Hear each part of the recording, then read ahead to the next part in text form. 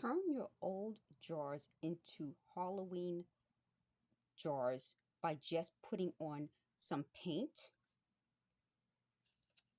some raffia, and using a candle. So all you have to do is paint the jar, and you can even mix in some yellow paint. That's how these jars got that layered look.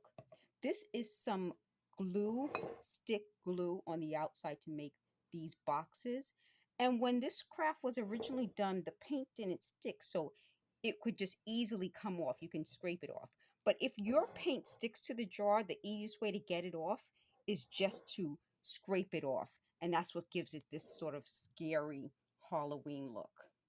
So let me just spin this around for you to show you how it looks. And then I'll spin the other one around for you also to show you how that one looks. And you can see this comes off so easy because this paint isn't really for jars. So that's how that really got that look. So this even looks scarier because you can see more of the candle inside. But this gives you an idea of what you can do with just a jar and some paint. This one isn't completely dry yet, but I'm going to show you that you can just use a flameless candle if you want. Put it inside a jar like this.